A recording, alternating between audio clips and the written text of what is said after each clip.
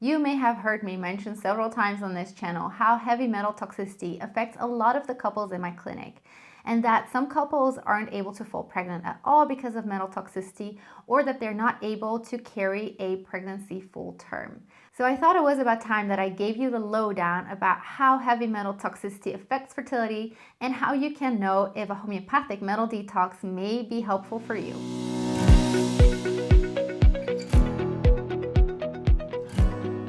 Hello lovelies, and welcome to another one of my videos in which we'll be talking about how heavy metal toxicity may be affecting your fertility and maybe keeping you from either falling pregnant or carrying a pregnancy full term. We'll also be talking about how you can identify whether a heavy metal detox homeopathically may be appropriate for you.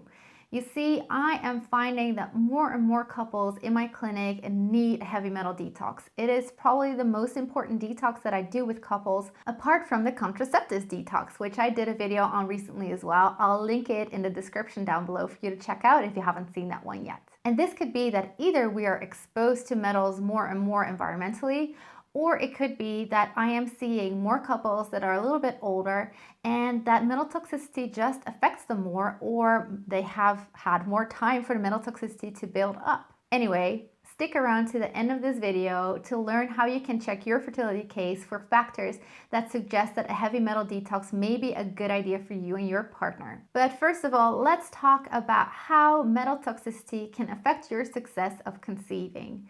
The first that I really noticed metal toxicity playing a role was with couples that had recurrent miscarriages.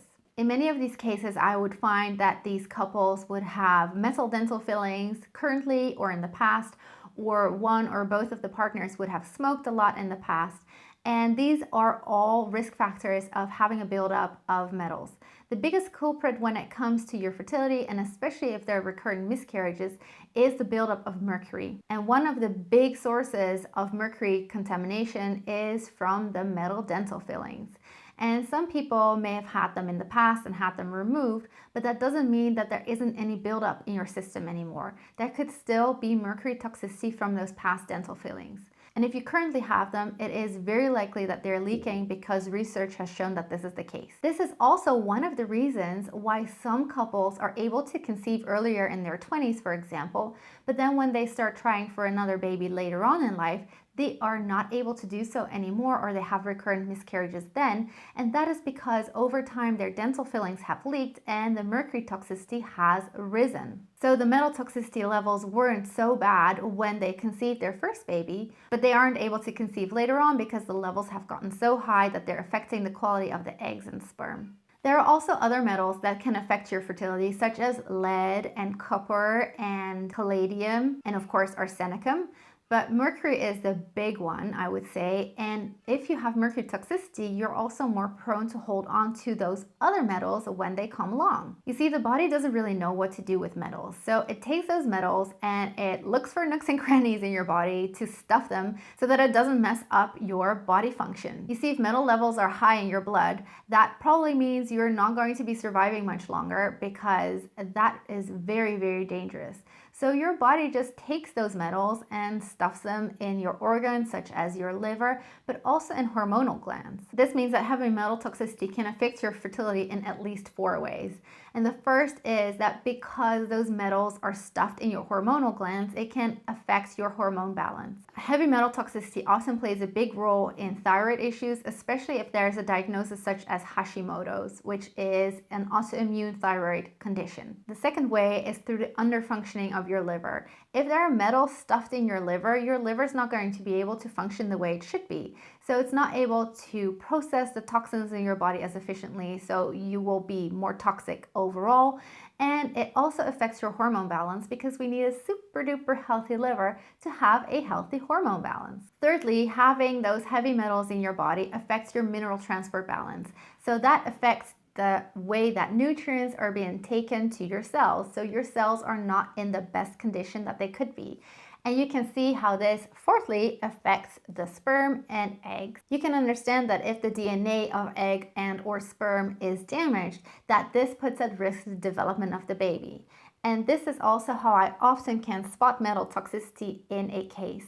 First of all, there may be a sign of implantation on a chart, the dip that you can see sometimes with a long luteal phase, but then the period still shows up. That suggests that there was fertilization and the embryo tried to implant, but it failed.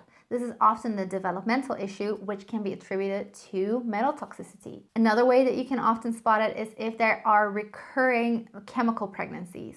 So this is when there is a positive pregnancy test, but then after that, the pregnancy test is no longer positive or the period shows up. That also shows that there was an embryo and there was some form of implantation, but it wasn't successful. So either there was no proper implantation or there was implantation, but then the baby didn't develop into a placenta and a baby. So again, this is a developmental issue. Just as a side note, this is the case if it is not related to low progesterone, which causes a woman to have her flow too early and then getting rid of the pregnancy. And then thirdly, that I can often see it in cases is if there is a missed miscarriage, or also called a missed abortion, and if it's not related to an early ultrasound. I've got some articles on ultrasounds and your fertility as well.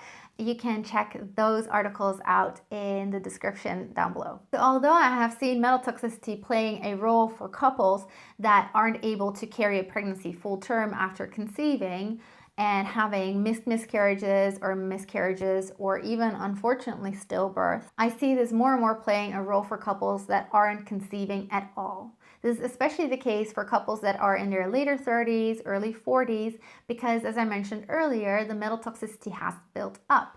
And not only that, our eggs and sperm are more prone to DNA issues later on in life because the cells deteriorate as we age anyway. So then the metal toxicity becomes even more taxing to our fertility. There is, however, good news to all this though, because there is a solution for metal toxicity, and I see it time and time again. You can detox metals from your system. There are protocols and books available on how you can detox metals from your system through chelation and using supplements. I find though that those protocols are really heavy on the body, very taxing, and they can often take a long time. On the other hand, we've got homeopathic remedies that we can use for metal detoxing, and those are way more gentle, I find. And there's no difference in how effective these homeopathic remedies are. So I found that a lot of the couples that I put on a heavy metal detox homeopathically were able to conceive shortly after that and carry a full-term healthy baby. Not only that, they often found that a lot of symptoms that they weren't aware were connected before also go away. Couples that may have been struggling with restless legs or poor sleep or inflammatory conditions, recurring abscesses, tooth abscesses, for example, and also women that had high follicular temperatures that aren't related to high levels of FSH, which you could know from blood test results. So I rarely do this anymore, but in the past, I would do hair mineral tests with couples. If you do a blood test, that is not reliable for your toxic load, because if the levels in your blood are high enough to be picked up on, you are so ill, you will have wound up in a hospital anyway. It is in those stages that your body is still trying to stuff the metals in different spots of your body to prevent you from getting sick. But what you could see from those hair mineral tests was, in a first scenario, there would be no metals in the hair. But I could see from the test results that mineral transport was out of balance. And that means that the body would be dumping valuable nutrients into the hair because the metals were messing up with the mineral transport. Then I would put them on heavy metal detox, and then the mineral transport was clearly improved, but you would see that the heavy metal levels would shoot up in the hair. That is a good sign that the body was pulling out metals from the organs and the hormonal glands and then stuffing them into the hair, and most likely also into the sweat, the urine, and the stool. And I often would hear from patients, and I still hear that when they're doing the detox protocols, that they would get smelly, messily sweat, or they would get a metal taste in their mouth, or that the periods would smell like metal or stool or urine.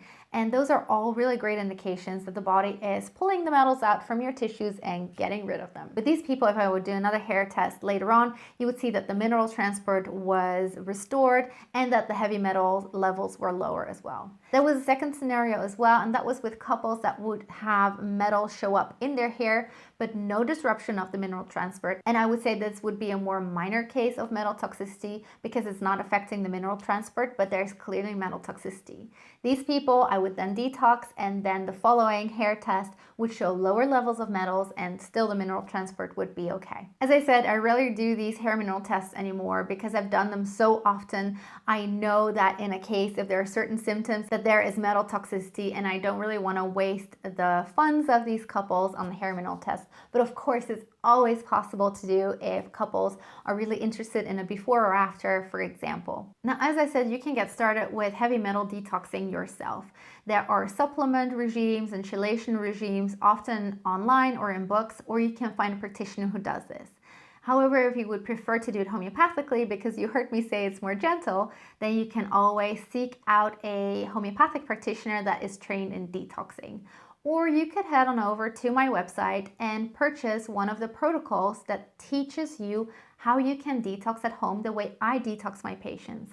You see, I found that so many couples really needed a detox, but my time is really limited and I didn't want these people to wait. This actually happened when I went on maternity leave, and I felt like so many people needed these detoxes, but I couldn't offer it to them because I was going on leave. And this is when I decided to write down exactly how I detox my patients and put these protocols up for sale on my website so that you can learn how to do it. These protocols also teach you how to recognize healing reactions and how to troubleshoot healing reactions if you need to, and how you can spot if your case is improving and metal toxicity is reducing. So I just wanted to let you know that if you purchase a protocol from my website, that you also will get the option to book in time in my calendar for an email consultation if you need some feedback on your healing reactions or you get stuck. So this way you will never feel completely alone with your protocol not knowing what to do. I love for you to feel supported. Of course, the link to these protocols will be in the description down below. Before we go into what makes you prone to having metal toxicity or what symptoms and signs to look out for, I want to point you towards an article on my website as well that goes deeper into this topic of metal toxicity and the detoxing. For example, should you be detoxing if you still have your dental fillings, why you should preferably be detoxing together, and also what families are more susceptible to metal toxicity. But now let's jump into those symptoms and signs, okay? If one of the following 3 factors apply to you, I am almost certain that you need a heavy metal detox. And that is, firstly, if you have metal dental fillings or had them in the past. Secondly, if you have recurring miscarriages, especially if they are missed miscarriages. And thirdly, if you have had any sperm tests show that the sperm count or quality is low. However, just know that it doesn't mean that you don't have any heavy metal toxicity if your sperm test is awesome. And I've heard a lot of guys say this. Sorry, you're not off the hook. A couple of other risk factors to look out for is if you work with heavy metals, for example, painters or welders or even dentists or dentist assistants, of course. If you currently smoke or have smoked in the past. If you've had a lot of vaccines, for example, travel vaccines, or if you have been living in a city for a while, and this is because of the water and the pollution in the air. And lastly, if you are nearing or past 40 and you've been struggling for a while to conceive. There are also some physical symptoms that you can cross-check with. And that is, as I mentioned earlier, if you have thyroid issues, especially if you have a diagnosis of Hashimoto's, if you have frequent colds, ulcers or abscesses or tooth abscesses. If you're charting and you have seen that you have high temperatures in your follicular phase, and you can rule out the fact that this is due to high FSH with your blood test result. If you struggle with restless legs, this is a big one I find. If you often wake up at 3 a.m. because this is liver time, so it shows that your liver is taxed. If you frequently have a metal taste in your mouth, or your perspiration or your stool or urine smells like metals, or if you feel sick if foods have been cooked in aluminum tinfoil. And here's also a mental symptom of metal toxicity in my opinion. And the interesting thing is that I even experience it making this video on metal toxicity or when I talk to patients that have metal toxicity, and that is brain fog and chaos in the mind. And that often can go hand in hand with wild dreams as well, very chaotic. A lot of my patients that detox metal say how much things have calmed down in their heads actually, and how they have more structure and better overview. Hey, if you struggle with thyroid issues, I've got 5 ways that you can start to heal your thyroid naturally. Check out the video on your screen right now. And in the meantime, see you in the next video. Bye.